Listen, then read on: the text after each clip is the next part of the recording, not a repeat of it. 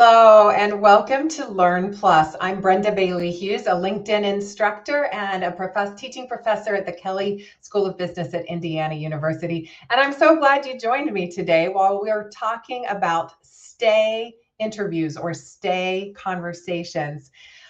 Shelby is in the background here making all the magic happen, and we'll watch for her to pull up your questions, which you can just put right into the chat anytime you have a question for us. And then because we have a lot of you joining us today, which is amazing, Shelby will pick the questions that seem to be recurring, and we will try to make sure we address each one of those. If we don't get to your question, just follow up with me or with our guest today, Jessica, in our LinkedIn messaging. We would love to hear from you. So stay conversations is our focus for today. And then our plus, Learn Plus, the tip that we're going to dive into around that's kind of geared for those of you who train, teach, coach, is around using role plays successfully. So that's the direction we're headed after we chat for a bit about stay conversations. Jessica Sremanak is just an amazing colleague of mine. I teach with her at the Kelley School of Business. Her early career was in as a recruiter for PwC. So she sees and she teaches a lot of young undergraduate students at the Kelley School. So she sees a lot of people that are sort of in the beginnings of their careers, the beginnings of their first positions or secondary positions. She also serves as a career coach and works one-on-one with a lot of job switchers, which I know a lot of you are here because you're in some kind of job transition sometimes. So she also talks to people who have maybe some disillusionment about their career. So she sees you at really different parts of the career spectrum. And I think that gives her such a unique voice to talk to us today about stay conversations. So Jessica Sremanak, welcome. We're so glad that you're here today. And again, hi Jess, how are you? Hey, good. How are you? I am good. Thanks for being here. Thank you for having me. I was just sharing with people that I think you just have such a unique voice to speak to this conversation of stay conversations. Yes, I think it's an important topic right now too. Well, I do too. Yes. Before we even tell them why it's important, what is it? Because it's hard to have a Sure. conversation about why it matters until we know what it is. So how would you describe a stay conversation? What was your sort of entry into the world of stay conversations? Sure. Well, I think you could think of stay conversations as almost the opposite of exit interviews. So I think we've all heard about exit interviews, but exit interviews are reactive, and of course, the employee is leaving at that time. Right. So these are typically done by HR, right? HR units HR, or it could be the manager, the direct Okay. manager, which I think is a really good idea, actually. And so stay conversations are a conversation, again, proactive on a regular basis with the intent of getting to understand what will make the employee stay. And also what could make them leave, right? So it's really getting to know a lot about the employee, understanding who they are and what motivates them, what are their strengths, and what is going to cause them to stay.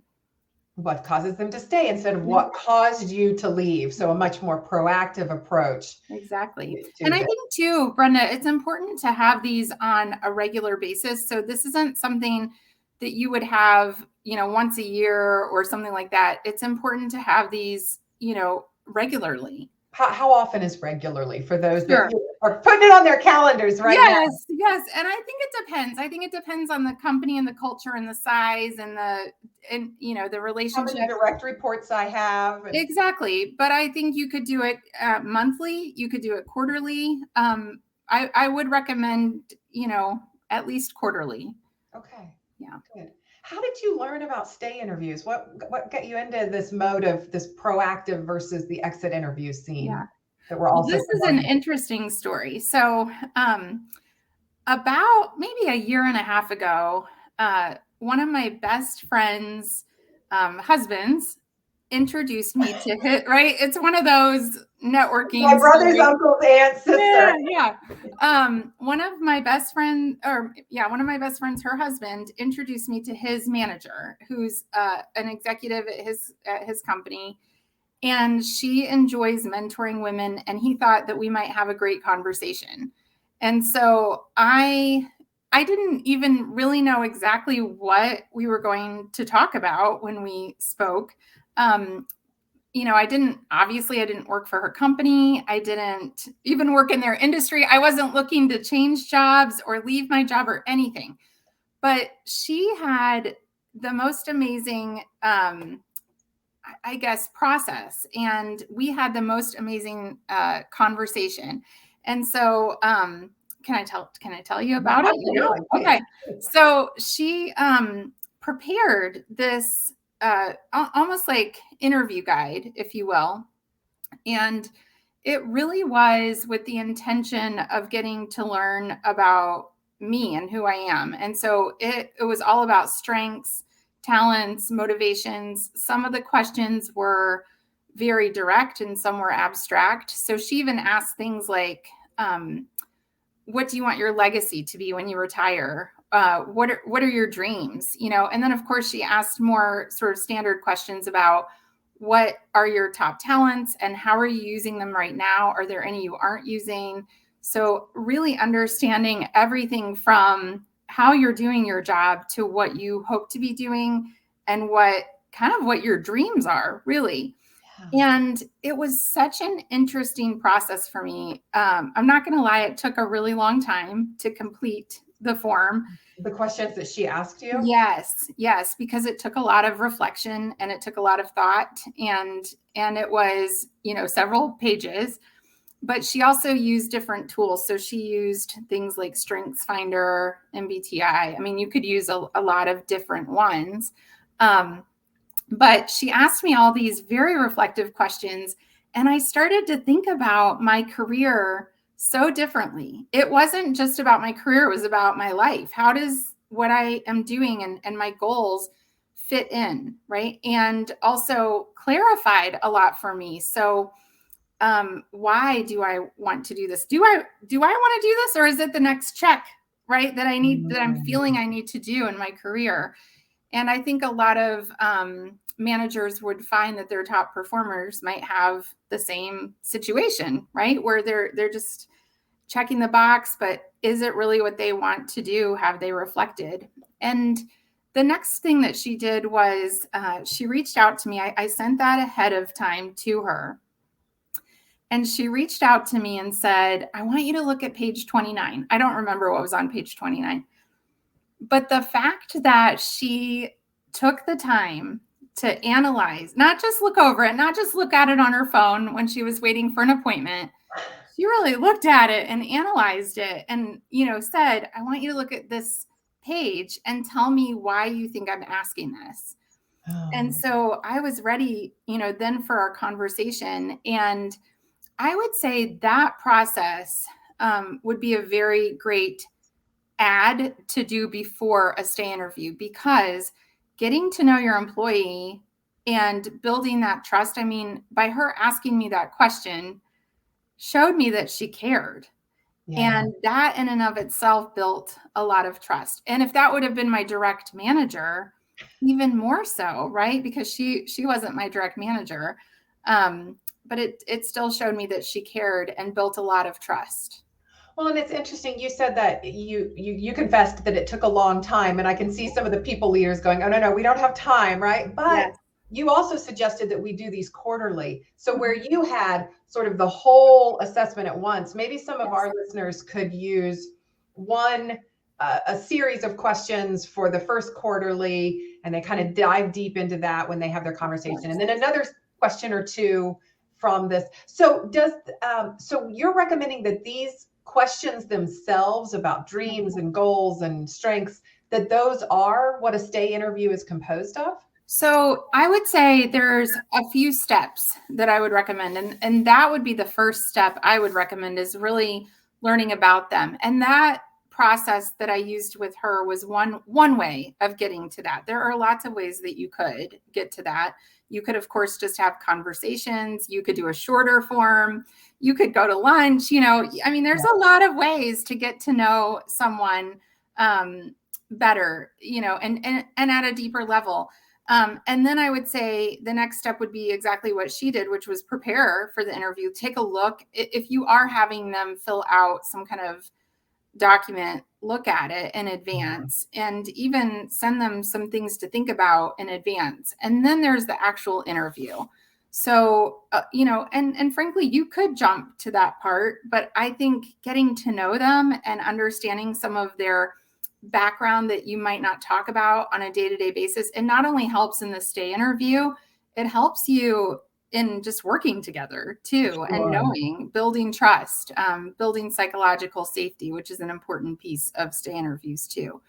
But the actual questions would center around strengths, talents, preferences, motivators. So, what, for example, what do you look for, or what do you look forward to each day when you come to work?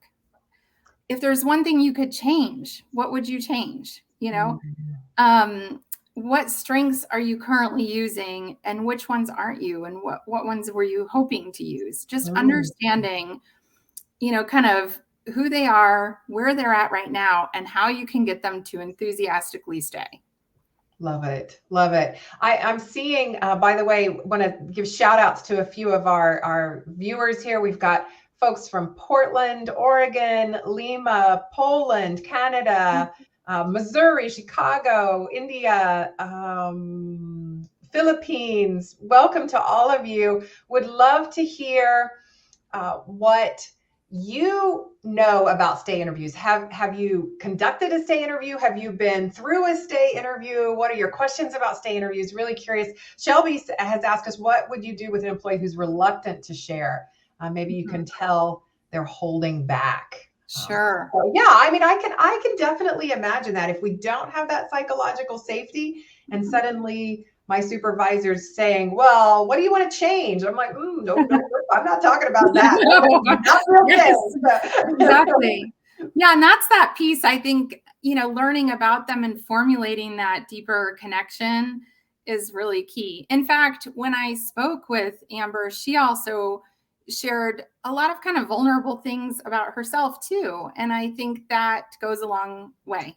Oh yeah, that transparency of yourself. Well, here's how I would change things and so forth and so on. Yeah, really good point. Yeah. Hey, Param, nice to see you. This is a colleague of both mine and Jessica's. We're so happy that you joined us. Good to see you. Love it. Love it. That's great.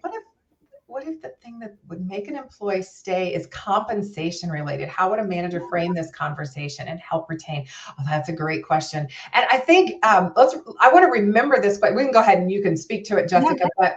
But one of my questions later is going to be kind of, if this is such a great idea, and it does seem like it, we'll talk more about some of the benefits, but obviously we're here in the midst of the great resignation. It's in a job seekers world right now. Everything that we can do to retain top talent, we want to do. And sometimes that's not compensation. Sometimes we can't do that, obviously. But I am going to ask, like, why wouldn't managers all be doing this? And this would be one of those hesitations, I would think, is that, well, if I do this, and what their answer is, well, you could up my salary by 10%, and I don't have that. Right. Then have I exasperated the issue by asking the question and then not being able to come through with anything? Thank you. Great question. Thank you, Sadia. Yeah. What's interesting, I saw a stat that only about 16% of managers are having these sort of career conversations with their employees. And that's one of the reasons that you cited there, is because a lot of them are afraid of what they're going to find, right? So what if they do ask for compensation? And I think that, I go back to, if you don't ask, if you don't have these conversations, then you don't know. And I think being honest about, okay, you said to stay, right? Or to be happy in your career, you'd like to have X, Y, and Z thing. I can meet X and Y. I can't meet Z right now. But here's what I am going to do, or here's some things to think about, or here's what you need to show. between now and when we could possibly make that happen. And so I think doing these stay interviews does require some vulnerability on the part of the manager or HR, because frankly, the employee could also give you feedback about, well, I need you to change, this or that or the other thing. And you're kind of like, oh, okay, right? Oh, not where I was heading, but okay, here we are. Yes, yeah. So, or they could even talk about things that are possible, but you might not have immediate control over. For example, maybe they want to continue their education, or maybe they want to pursue some additional training or go to a conference, and you don't have the funds right now to do that, but you can get approval. It's just a matter of going through the right channels. And so I think, some managers certainly are a little bit apprehensive to do it because of that, like what's going to come out of that. But I think not doing it is sort of operating in the dark, right? Of, well, not knowing what's motivating them or what's driving them. And if they are a top performer, replacing them and losing their talent and losing what they are offering the company and, frankly, their history with the company too, is a big miss. Yeah. We have a colleague, Professor Tim Baldwin, that frequently reminds me, facts are friendly. Facts are friendly. It may seem intimidating to get feedback from one of my top talents and be fearful about, oh my goodness, what if I can't accommodate whatever they say? But at least I know I have the opportunity to say, okay, I can get to 2 of your 3. That probably feels pretty good. Or to know that I need to be making the argument that a 7% increase or a 10% increase or whatever the person's asking for is warranted, given what it's going to cost us to replace, reorient, hire someone new. When we really get honest with ourselves about those stats, and some of you that work in recruiting probably know these much better than I do, but oh my goodness, it costs so much to go high, to go locate good talent, to onboard them, to do the recruiting. Yes. We have this argument that, we don't have the money, but do we? Because we're going to spend it here or spend it there when we, so sometimes. Yes. If we one of my friends actually, her manager asked her to put a list together of everything she had hoped for the following year. And she actually did that, and she told her and she presented it, and she said, I can't do half of these things, but the fact that she felt heard and to know what, that she was valued enough to convey what was important to her, felt really good, to just be heard. And so I think, you're right. If you can meet some of them, but be honest about the other ones, being heard is, just part of feeling valued, I think. So that's an important piece. Yeah. Thank you. Mm-hmm. So when we're looking at what it is, we understand that it's a proactive conversation. We are asking these questions that aren't just about, we are getting to the question, what would keep you here? What would cost me? What would cause you to leave? Yeah. We are getting to those questions, but we're doing it with a more sort of global or wide perspective as well, where we're trying to understand what the person is, what their drivers, their motivators are. There's some great research around how using our strengths every day is one of the most compelling motivators. So if I can answer the question, yes, I use my talent every day, I'm much more likely to stay. And that might be, something with just some tweaking of job assignments. You could get me in a position where I'm able to use my strongest talents. I think you're right. And I think one of the things that a stay interview can reveal is, what are their skills right now? And given their goal, what do they need to be? And then that next piece is creating an action plan of, okay, these are the skills you have now. I'm going to put you on these projects, or I'm going to give you this piece of a project, or whatever it is, to get you to have these skills that you need. Same thing with network. The person might need to expand their network to get to the next level. So how, as a manager, can you introduce them to people, or help them facilitate relationships with those that they need relationships with to get to where they're hoping to go to, right? Yeah. So that action plan. I mean, it's one thing to get to know them and hear what they're saying and do this interview, but then if you don't do anything with it, you're going to lose them. Oh, yeah. Oh, yeah. So part of this is taking notes and doing some follow-up, I would assume. Yeah. Victoria had commented finding out how they want to grow. And I think that's a really interesting piece, that how they might want to grow might be, I typically, of course, I'm an academician, so I think of, oh, what class do they want to go to? What training do they want? But to Jess's point, that can be, I need to grow by meeting 5 people in this area or 2 people here. So I love that thought. Thank you. Yeah. And thanks, Victoria, for that comment. Perfect. Good. Anything else we need to know about what it is, or any questions that are like the must ask questions? If you don't ask this, it wasn't really a stay interview. I mean, I think too, asking things like, what can I best do to support you? And what can I do more of or less of? And again, those might be things that you can meet or not meet, but at least you've heard them and you can be honest about that. What might tempt you to leave? Now, I would say if you don't have psychological safety, you won't get, don't ask, or you won't get a straightforward answer. So so that's one. We need a whole episode on psych safety. Yes. We're coming back with you all sometime. I'm going to wrangle Jess into coming back and talking to us about psychological safety. Yeah, good.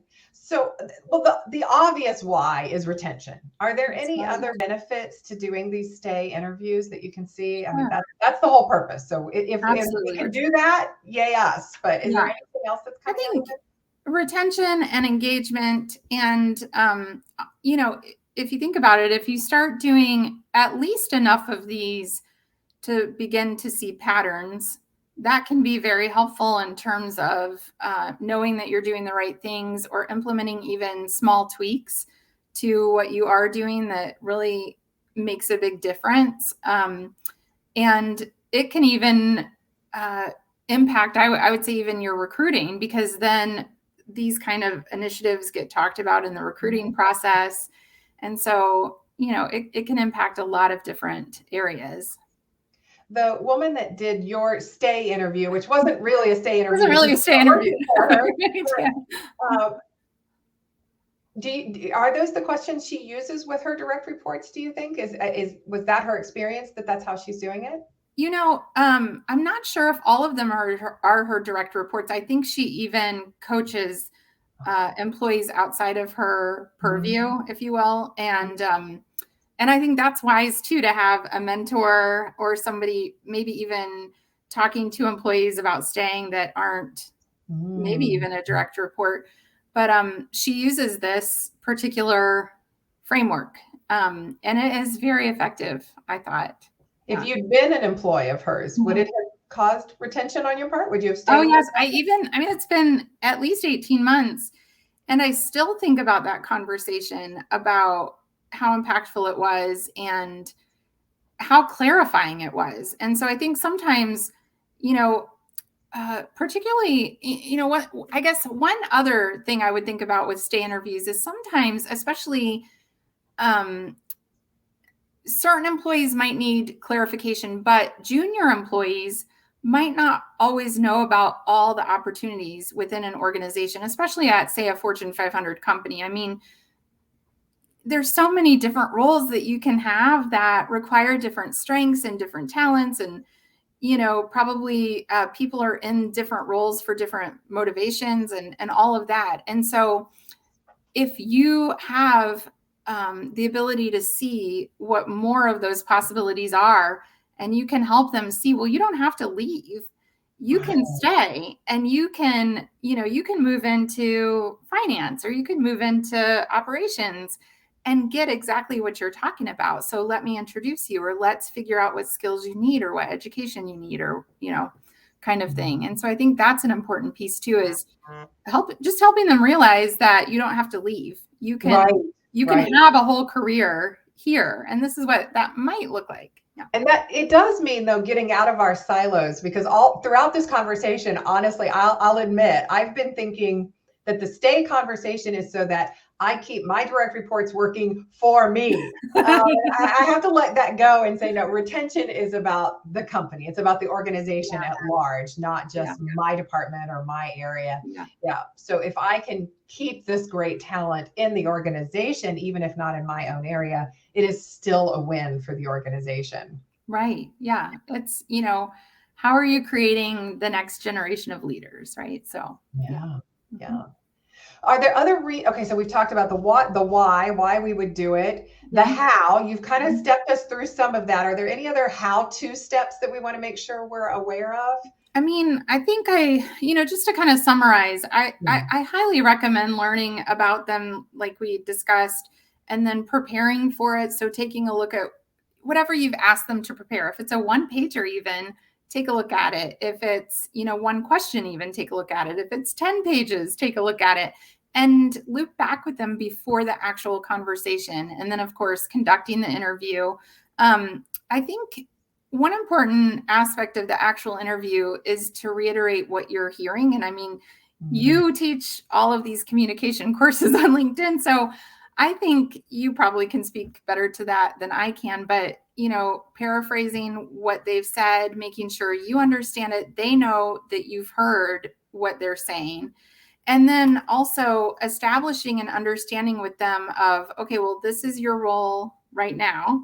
And this is where I hear you want to go. And then that's where that action plan comes in. So thinking about, their current, I think a lot of organizations have work plans of what are the projects you're working on right now? What are the objectives? All of that. But then is there a learning plan? Is there some sort of action plan of filling the gaps between where they are and what their goal is? When you start talking about action plans and goals, I do get a little, I'm imagining an employee who's had some difficult conversations with a supervisor over some performance issues. I'm wondering how I'm trying to empathize with that person being called to the office to have this conversation. Are there ways to frame this? Are there questions that we could, language around the questions that we could use so this doesn't seem like a back door into yet another performance conversation? Right, exactly. Yeah. I think a couple things there. Your relationship with them is key. Your approach to it is key. One thing that the woman I had the conversation with did is, and I'll be honest with you, I don't think I've ever had a manager ask me about what are your dreams. And it's funny. I asked my neighbor, I said, if your manager said, what are your dreams? How would you react to that? And he's like, I think I'd be taken back. I don't know, because it's all about what we're supposed to be working on today, the number we're reaching, the goal, the work that we have to do today. Am I allowed to have dreams? Yeah. Am I allowed? Is that okay? Right? Yeah. So I think some of her language was very different from a typical work plan, a typical action plan.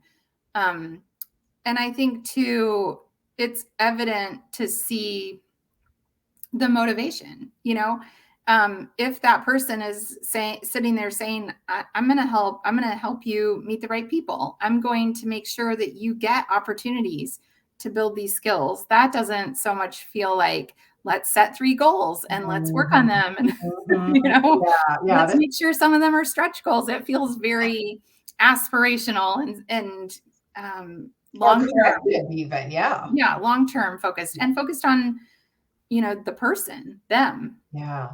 Dream is different than corrective action necessary. Yes, exactly. Totally. Yes. I love it. Yeah. Are there any other reasons that the managers you've interacted with and coached, why else do they avoid doing these conversations that seem so logical? We've talked about the idea that, gosh, it might come up that people ask for something that I can't give. We've addressed that. What else gets in the way of managers just being like, I am absolutely doing these. They are on my calendar quarterly. Here we go. Yeah.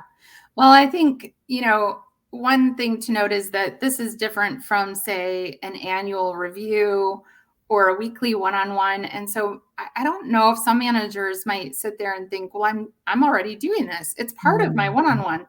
I would separate it out so that it's clear this is a different conversation. This is a different format with a different intention versus your weekly one-on-one. And so, any kind of weekly one-on-one is going to be shorter term focus. This is very tactical. Tactical. This is long term, and performance reviews, of course, look back, and this looks forward. And so they are different. Certainly time. Yeah. I don't have time for another meeting. I'm already doing weeklies and annuals and okay. Yeah. Yes, certainly time. And, I started to think about that, and I found this stat that we spend about 2,000 hours each year at work for an average person, 2,000 hours. And so it's kind of like, well, I started thinking about that, and I'm like, well, my family took a trip to Disney, and I think we spent 18 months planning it. It was great. It was the perfect vacation. I was surprised how much I enjoyed it, but we spent a lot of time planning it. 18 months. I'm like, I don't think I've spent 18 months planning anything in my career ever, right? And so I think I spent 2 or 3 hours maybe in different sittings prepping that document. And the conversation was probably an hour. And it, like I said, I still reflect on it now. And so to not give them the time or to make time. And I think time-wise too, another focus is like, well, we have to meet this number by the end of the month, or we have to, we've got this project coming up or that project. And so could you find time to do this where you're already doing something else, like you're already eating lunch, or you're already, but not already having a one-on-one, because that's a different meeting. That's a different focus, but other kind of multitasking. I saw Tatiana Kolovuz on here. She's going to tell us, take a walk and do this. I love that. Yes. Take a walk. Yeah. Very good. That's great. Well, thank you, Jess. Any other parting words of wisdom for us as we jump into these stay interviews? No, I hope that everyone who tries one has great success. And thank you so much for the opportunity, Brenda.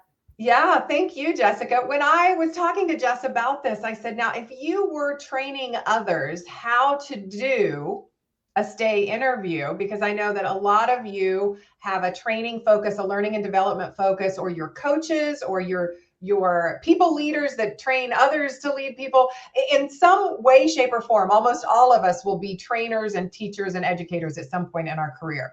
So the plus part of Learn Plus is that each month I'm going to give you some tips and techniques. So when I asked Jess, how would you train others to do stay conversations?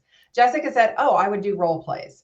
And friends, I have to tell you, I went, because we all, there is a love-hate relationship with role plays. And I'm going to talk about that here in just a moment. But Jessica, thank you so much for being here. Thank you. Grateful for your words of wisdom. Those of you who are interested in how to run great role plays, stick with me here. And thanks so much, Jessica, for being here. So role plays, why do we, and maybe in the chat, you can tell me, do you love them or do you hate them? Or are you just ambivalent about them? And would that answer be different if you were the trainer asking others to do a role play? Then maybe you love them, but if you're the one being asked to do the role play, are you a hater of these role plays?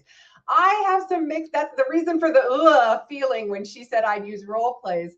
Is as a training consultant, as an executive coach, I have really noticed some things that can go wrong with role plays. People dread them. And I've even noticed that sometimes when they're in them, they're not actually role playing. They're talking about the topic, but they're not engaging in the replication of the experience, which is the whole point of role play dialogue. So I've seen some drawbacks to using them, and yet I think they are such a powerful tool. So many of the skills that we teach are easy to talk about, but they are hard to do. So until we get people in a role play where they're actually trying to use those communication skills, or they're trying to ask the questions, or they're trying to listen to the person, Jessica said that we've got a lot of CALM courses. I encourage you, if you're serious about doing stay interviews and you want to be a better listener during that, Watch the effective listening course that Tatiana and I have co-authored in the library. But whatever the skill is that you're practicing, role play. Look at all the hates. I don't like them. Oof, it's uncomfy. Hate the role playing. Yeah, we do not have a lot of lovers of role plays, and I get it. I'm there with you. And yet I'm going to push you a little bit to think about the value of them. How else do we know if we're learning a skill, how do we know that we can actually do it instead of just talking about it? It's different to take a quiz on it or answer 2 or 3 questions than it is to do it. If we're training others, how do we know they've really grasped it? How do we intervene and help tweak the skill just a little bit so they get just a little bit better at doing it without these role plays? But how do we make them tolerable? Because we all hate them. So what can we do to make them work a little bit better? And there are a couple of suggestions I have for you. First of all, set up a really clean, specific scenario. So for example, if Jess and I were going to role play doing a stay interview as a way of practicing it, of learning it, we could just say something like, okay, Jess, you're the manager, Brenda's your employee, do a stay interview. Well, okay, but this is one of the first places that role plays veer off the tracks. We don't have enough information to do a good role play at this point.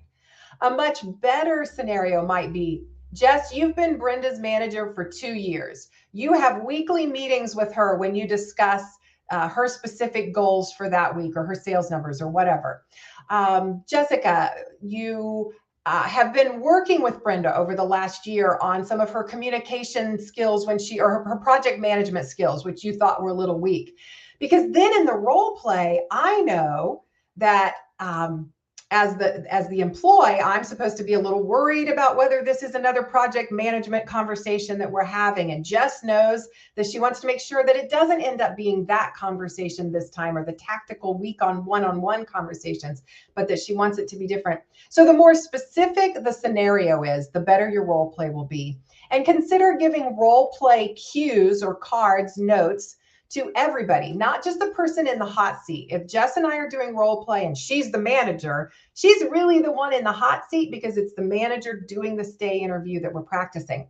Or imagine any skill that you teach. You've got that one person who's a little bit in the hot seat. We're learning to do difficult conversations, and you have the person who's bringing up the conversation. Give the other person some notes too. What should they know in terms of background and personality of the role that they're playing? That will help. I think another thing is to be really specific about the instructions. Use the language. Don't talk about the difficult conversation. Don't talk about the stay interview. Actually have the dialogue. Actually have the conversation. So set up your instructions clearly. Part of the setup might be if this is a customer service interaction that you're wanting people to role play, can you take them to the location and use an actual or bring props into your training room? Can you make it more and more realistic to the experience and less hypothetical? That will help keep people sort of in the role play, which is where you want them to be. That's where the value of role plays starts to come out. Then maybe role model real quickly with a different scenario than what your people in the hot seats will be, but you might role model it with someone who knows how to role play and will actually engage in the dialogue, not talk about, but talk through, talk in role. Then I found this little trick to be really useful and really helpful when I work with groups that I want to get into the role play. When it's time to roll, I'll say, okay, lights, camera, action. And somehow by giving that movie scene action cue, they go into role and they're actually practicing the skill. They're practicing the dialogue rather than just kind of sitting there talking amongst themselves about it. So try action. And then walk the room while the role plays are going on, or watch the 2 people that you have role playing together. And if they start to slide out of role, just quietly coach them a little bit. Say things like, no, don't talk about it. Ask her that, or that's a good question. Ask her that, say this, and just get them back into role playing rather than talking about it. It's also important to tell the people in the role play, it's okay if you goof.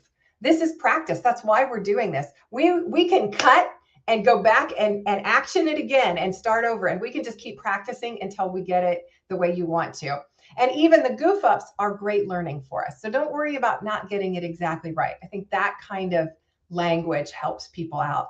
And then finally, think about recording, even if it's just, hey, grab your cell phone and have someone else, an observer, record the interaction. That way they can go back and watch it. Or if you record it and can show it then and stop play and kind of dissect what's happening, that's a great learning tool and a great way to use the role play.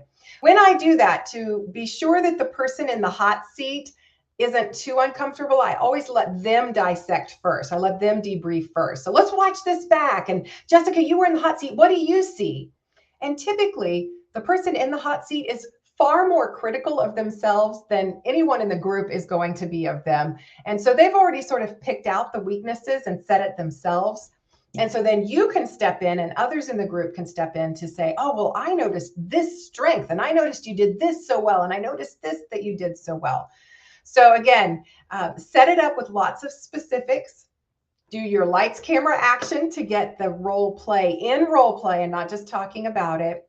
Think about recording and then think carefully through your debrief and how everyone can learn a lot from it without putting anyone unnecessarily on the spot. Those are my role play tips for all of you in the learning and development arena. I hope you find those useful. We sure had a lot of people that didn't love role plays, so don't give that up. I think they can really help us out a lot. That's your plus to the Learn Plus this month. We will be back next month with my colleague Trent Deckard. He's going to be talking about elevator pitches and a variety of uses for those.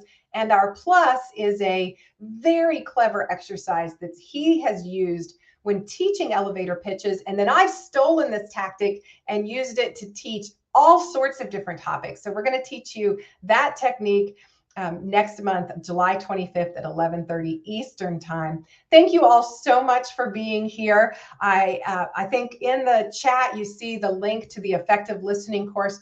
That could be a great follow-up to you for enhancing your listening before you do those stay interviews that I'm encouraging you all to do based on the great info we got from Jessica today. You can find me and Jessica on LinkedIn. Reach out with follow-up questions that you have, or to share with us the experiences you have as you do, or encourage your manager to do stay interviews. It's been great. We're all going to keep learning. Like Michelangelo said when he was at the ripe old age of 87, I'm still learning. Let's learn plus.